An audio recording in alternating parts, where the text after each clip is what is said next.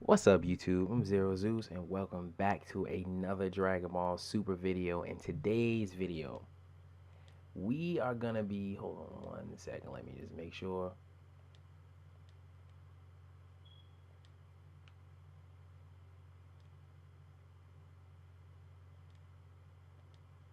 Make sure the volume on zero because we don't want anything to go wrong. But today we are gonna be talking about this video idea that I came up with, and it was basically power beyond the limits. Basically about how Goku and Vegeta, they both, I don't want to just, go with the standard name limit breaker, but they both broke their limits basically. And when I had first wrote this video, when I first had came up with my little notes and everything for this video, it was originally only about Goku, and I had ran into a couple of setbacks, and episodes had went past, and I had other videos that came out, and I still hadn't ever got to this one. So now we're on it, and by now a couple of other people, I wouldn't say that they been limit broken, but they were there. They were almost there if they aren't. And basically this video is all about that. Everybody breaking their limits, and maybe even possible that Jiren might break his. You never know. But without further ado, let's get into the video, and let me just stop rambling and get on to the meat of the conversation. But after episode 123, we could say that both Goku and Vegeta have found their limit breaker. Vegeta's new perfect Super Saiyan Blue, and even though Goku has Kaioken Blue, I feel like you can consider that because that is what helped him to break his limits. But I feel like his real limit breaker is Ultra Instinct. To be totally honest, I may be wrong. Maybe I'm wrong, and the way I think ain't right. But that's that's what I'm thinking. And it is amazing how Jiren, the unknown juggernaut, comes out of nowhere and topples the almighty Super Saiyan Blue, and not to mention Goku's Kaioken on top of it. Kaioken times 20. And before episode 123, he had barely peaked his power to us, and even in the slightest bit. And to be honest, it looks like he has a long way to go before we actually see what he really is honestly capable of all the way. Goku and Vegeta have both been pushed beyond their limits, but as I have said before, Jiren has barely shown any of his power before now. So like things could go either way if they do actually not, because you never know, they might not even be able to do it, to be totally honest. And we have yet to see the extent of his abilities, if he even has an extent.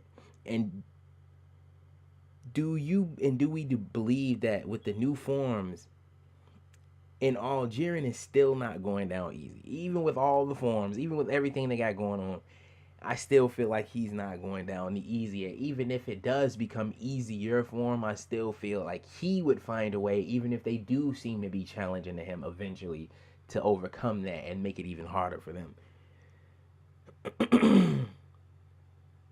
Even if Goku masters Ultra Instinct, we will have to see. That's another thing that I didn't think about, is that I forgot to mention, not that I didn't think about, is we still haven't seen Goku, fully grasp Ultra Instinct like the way that he's supposed to. So, I mean, like, utilize it in a way that's effective as far as offense goes. And things could still go either way. And, I feel like even though Jiren is as tough as he is, you never know. Ultra Instinct fully mastered probably would put him on the same level as him. You never know. Don't quote me on that. I ain't saying that's what's going to happen, and that's not exactly what I think, but it's the possibility. But we have yet to see Goku and Vegeta's limit breakers pushed to the limit, because both new forms are pretty brand new, and anything can happen.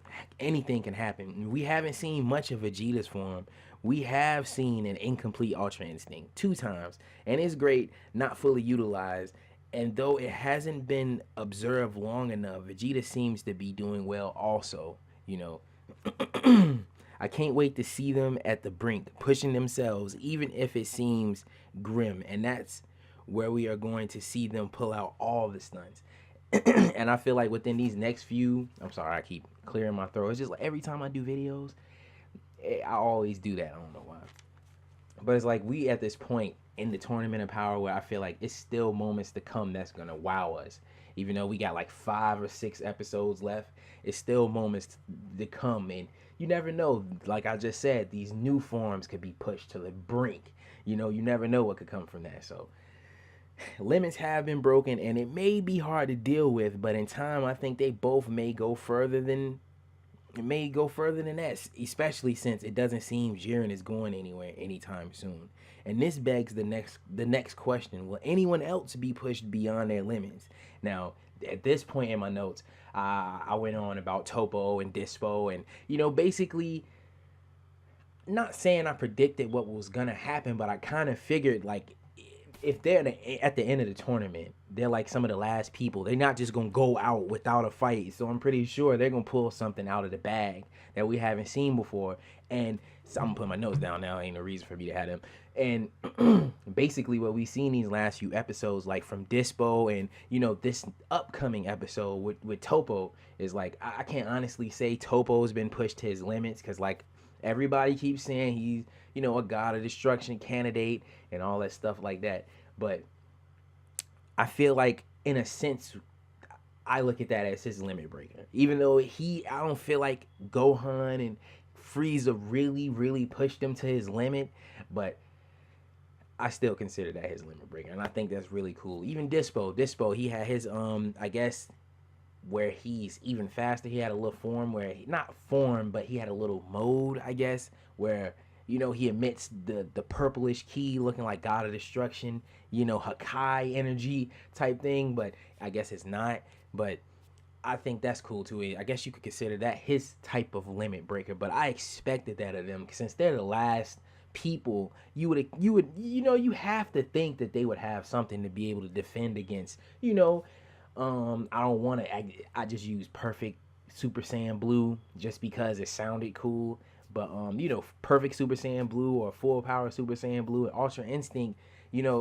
I guess they had to have their own version of that too in some type of way, even though it probably doesn't amount to the same strength and energy levels of Ultra Instinct and full power Super Saiyan Blue. And please don't quote me, that is not that name. I'm just calling it that because I don't know exactly what to call it yet. Nobody does.